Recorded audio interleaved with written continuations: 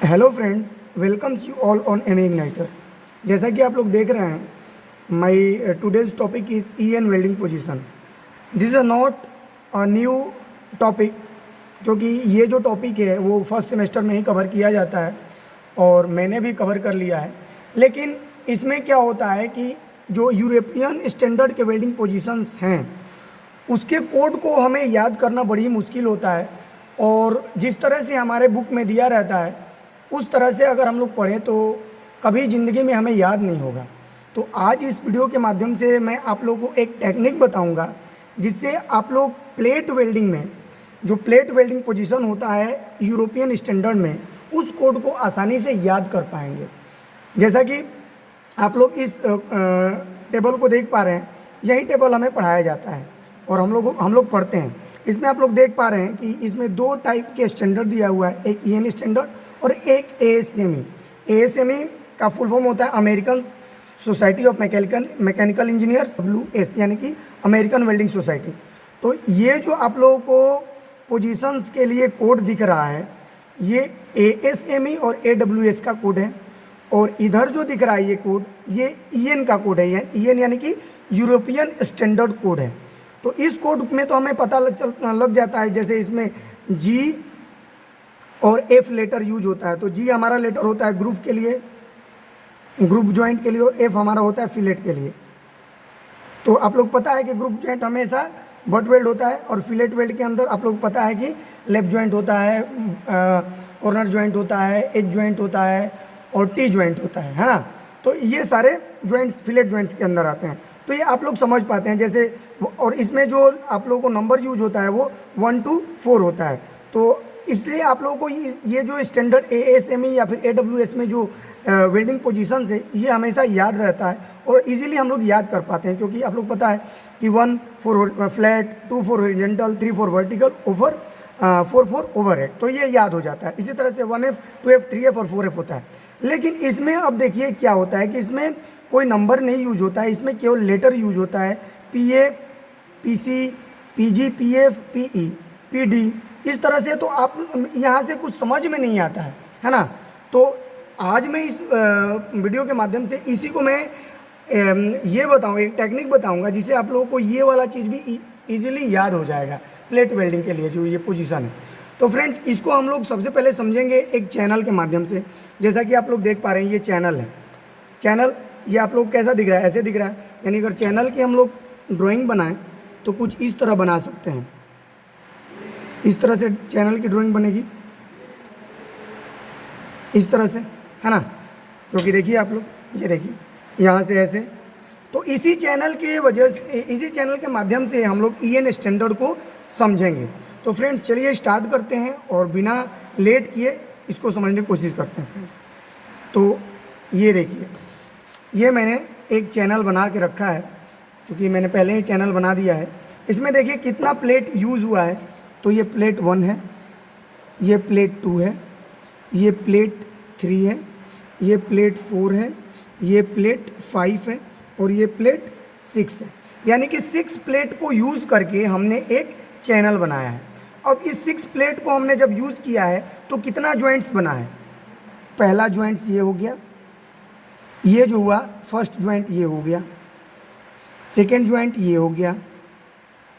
इसको मैं यहाँ से दिखा देता हूँ, ये आपका सेकेंड जॉइंट से। थर्ड जॉइंट्स ये हो गया, फोर्थ जॉइंट ये हो गया और फिफ्थ जॉइंट ये हो गया। यानी कि कुल इसमें इस चैनल को बनाने में हमने कितना जॉइंट किया, 5 जॉइंट किया, और हमने यहाँ पे 6 प्लेट यूज किया है फ्रेंड्स, है ना। 6 प्लेट यूज किया है। अब इसमें हम लोग ये समझते हैं कि जो जॉइंट हमने किया है वो कौन सा जॉइंट है, किस टाइप का जॉइंट है, ग्रुप वेल्ड है या फिलेट वेल्ड है। फ्रेंड्स, ये प्लेट 1 और प्लेट 2 आपस में जुड़ा है। ये कौन सा जॉइंट्स है आप लोग देख के बता देंगे। ये जो जॉइंट है ये ग्रुप जॉइंट है, ग्रुप जॉइंट, क्योंकि ये बट जॉइंट है और बट जॉइंट को हम लोग ग्रुप जॉइंट कहते हैं, जो ग्रुप जॉइंट है। और फ्रेंड्स देखिए, ये प्लेट 2 और प्लेट 3 आपस में जो जुड़ा है वो किस जॉइंट से, कौन सा जॉइंट से। सबसे पहले तो ये एक कॉर्नर ज्वाइंट बना रहा है 90 डिग्री के एंगल पे, तो कॉर्नर ज्वाइंट है, यानी कि ये मैं लिख देता हूँ यहाँ पे कि कॉर्नर ज्वाइंट। और आप लोग पता है कि जो कॉर्नर ज्वाइंट होता है वो हमेशा फिलेट वेल्ड होता है, फिलेट वेल्ड है ना, या फिर फिलेट ज्वाइंट है ना। तो ये चीज़ हो गया। दूसरा जो ज्वाइंट हमें ये पता लगा कि दूसरा जो ज्वाइंट है वो कॉर्नर ज्वाइंट है, और कॉर्नर ज्वाइंट हमेशा comes under in a fillet weld. अब ये जो थर्ड ज्वाइंट है ये क्या है? थर्ड ज्वाइंट, आप तीसरा प्लेट और चौथा प्लेट जो जुड़ा हुआ है, यानी कि जो थर्ड ज्वाइंट है वो कैसा दिख रहा है? ये भी ग्रूव वेल्ड है क्योंकि बट ज्वाइंट है ये, तो ये बट ज्वाइंट है, इसे हम लोग ग्रूव वेल्ड बोलेंगे, है ना, ग्रूव वेल्ड, ये ग्रूव वेल्ड है। इसी तरह से अगर फोर्थ ज्वाइंट की बात करें तो यहाँ पे फिर से एक कॉर्नर ज्वाइंट बन रहा है। यहाँ पे देखिए फोर्थ और फिफ्थ प्लेट आपस में जुड़ करके कॉर्नर ज्वाइंट बना रहा है, तो ये कौन सा होगा? ये होगा फिलेट वेल्ड। और जो फिफ्थ ज्वाइंट है वो क्या कर रहा है? प्लेट 5 और प्लेट 6 मिल करके क्या बना रहा है? इसमें इसको हम लोग जोड़े हैं तो ये क्या बन रहा है?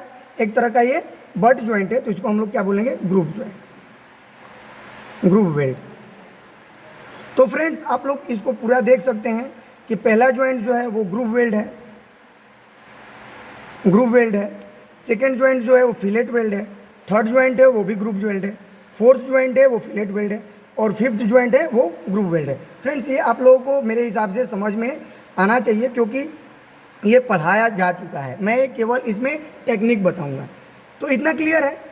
अब हम लोग इसमें आगे बढ़ते हैं, और जैसा कि आप लोग देख रहे हैं इस टेबल में, इसमें क्या यूज़ किया गया है? सबसे पहले जो भी हमारा जो पोजीशन का, वेल्डिंग पोजीशन का जो कोड है वो पी लेटर से स्टार्ट हुआ है। देखो पी पी पी पी सब पी लेटर से स्टार्ट हुआ है। तो हम क्या करेंगे कि हर एक ज्वाइंट पे पी कर देंगे। सबसे पहले हम पी राइट कर देंगे, यहाँ पे मैं पी लिख देता हूँ, पी।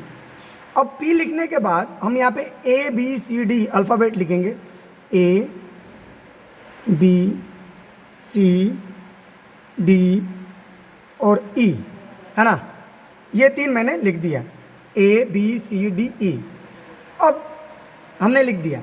अब फ्रेंड्स आप लोगों को देख के पता चल रहा होगा कि यहाँ पे जो पी ए है, यहाँ पे जैसे मान लीजिए कि ये मैं लिख देता हूँ पी ए, तो आप लोग को पता चल रहा होगा कि पी ए क्या बता रहा है? पी ए कौन सा वेल्ड है? ग्रूव वेल्ड है।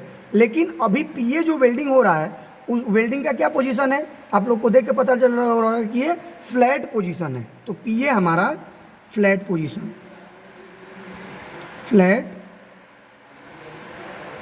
पोजीशन किसके लिए? ग्रूव वेल्ड के लिए, क्योंकि यहाँ पे ग्रूव वेल्ड दिख रहा है। Flat position for groove weld. Friends ये आप लोगों को समझ में आ गया कि ये जो पी ए है वो क्या है? Flat position for groove weld, क्योंकि आप लोग को देख के ही पता चल जाएगा। और फ्रेंड्स आप लोग को पी भी अपने आप पता चल गया होगा। अब आप लोग पी भी अपने आप लिख दीजिए, मैं यहाँ पे लिख देता हूँ P B, P C, P D और पी ई। तो आप लोग को अपने आप पता चल जाना चाहिए कि पी बी क्या। अब पी बी क्या है? यहाँ पे पी बी एक कॉर्नर ज्वाइंट है जिसे हम लोग फिलेट वेल्ड कहते हैं।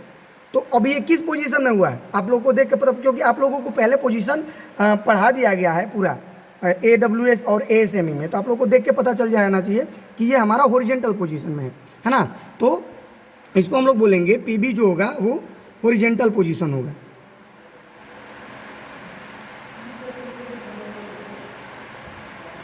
हॉरिजेंटल पोजीशन किसके लिए होगा? अब ये किसके लिए है? यहाँ पे कौन सा वेल्ड है? तो fillet weld, for fillet weld. ठीक है, ये हो गया। अब इसी तरह से आगे बढ़ते हैं और तीसरा ज्वाइंट देखते हैं, पीसी देखते हैं। तो पीसी को मैं यहाँ पे लिख देता हूँ। तो पीसी का क्या होगा? पीसी आप लोगों को कैसा दिख रहा है? ये तो ऐसे वेल्डिंग है ना, तो ये भी तो हॉरिजेंटल ही है, हॉरिजेंटल। तो यहाँ पे मैं लिख देता हूँ हॉरिजेंटल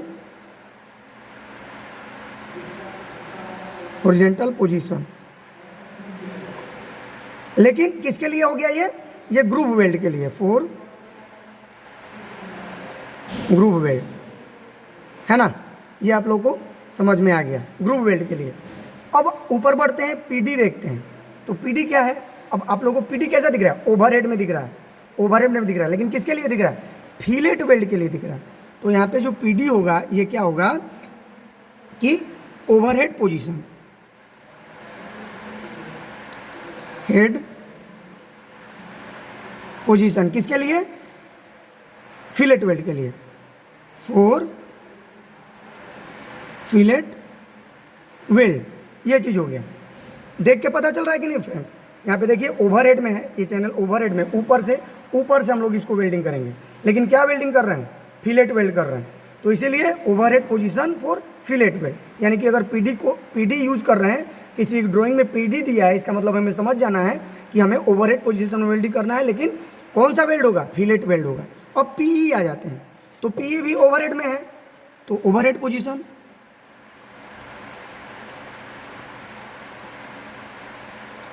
अब ये किस वेल्ड के लिए है? तो ग्रुप वेल्ड के लिए, फॉर वेल्ड। फ्रेंड्स, ये आप लोग, मेरे को लग रहा है कि आप लोग को ये समझ में आ गया होगा आसानी से, है ना। इसका मैंने पीसी को यहाँ पे लिख दिया है, तो आप लोगों को समझ में आ गया होगा कि पीए, पीबी, पीसी जब भी हमें किसी ड्राइंग में इस तरह का यूरोपियन स्टैंडर्ड का पोजीशन दे देता है, तो हम लोग जनरली इस तरह का एक ड्राइंग ड्रॉ कर लेंगे नॉर्मली, और उससे हम लोग इसको आसानी से मतलब कि याद रख सकते हैं, और हमेशा याद रहेगा। आप लोग को बस ये चैनल याद रखना है, और चैनल में आप लोगों को ज्वाइंट्स देख लेना है ना। अभी इसमें एक और है कि अभी इसमें हम लोग एक और ड्राइंग बनाते हैं। जैसे मान लीजिए ये एक ड्राइंग हो गया, ये प्लेट को अब मैं प्लेट यूज़ कर रहा हूँ। जैसे ये प्लेट, इस प्लेट का, जैसे यहाँ पे कोई प्लेट, यहाँ पे तो मैं आप लोग दिखाता हूँ फ्रेंड्स, मैं आप लोग को एक प्लेट दिखाता हूँ जिसे बट वेल्डिंग किया गया है फ्रेंड्स। ये देखिए, ये आप लोग देख सकते हैं यहाँ पे, ये प्लेट जो है ये इसको बट वेल्डिंग किया गया है। और इसी बट वेल्डिंग से हम लोग समझेंगे कि इसे हम लोग वर्टिकल पोजीशन में समझेंगे, क्योंकि अभी हम लोगों ने जितने भी देखे पीए, पीबी, पीसी, पीडी, वो सारे के सारे फ्लैट हॉरिजॉन्टल में थे। हम लोगों ने अभी वर्टिकल का नहीं देखा, तो वर्टिकल के लिए हम लोग इसका ड्राइंग बनाएंगे फ्रेंड्स। यहाँ पे देखिए मैंने ये ड्राइंग बना के रखा है, आप लोग देख सकते हैं। तो इस ड्राइंग में तो आप लोग देख पा रहे हैं कि यहाँ पे मैंने यहाँ पे अल्फ़ाबेट यूज़ किया था, ए बी सी डी ई। तो यहाँ पे एफ और जी यानी कि ए से लेकर के हम जी तक के अल्फ़ाबेट को यूज़ करेंगे। पी तो करना ही है, क्योंकि पी स्टैंड फॉर पोजीशन, है ना। तो यहाँ पे अब फ्रेंड्स, यहाँ पे जो पीएफ क्या बताता है हमें, वो पीएफ हमें बताता है कि जो हमारी वेल्डिंग हो रही है वो वर्टिकल पोजीशन में हो रही है, वर्टिकल पोजीशन में अपवर्ड हो रही है, अपवर्ड, है ना। और पीजी क्या बताता है, यानी कि जो हमारी वर्टिकल पोजीशन में वेल्डिंग हो रही है वो डाउनवर्ड हो रही है फ्रेंड्स, है ना।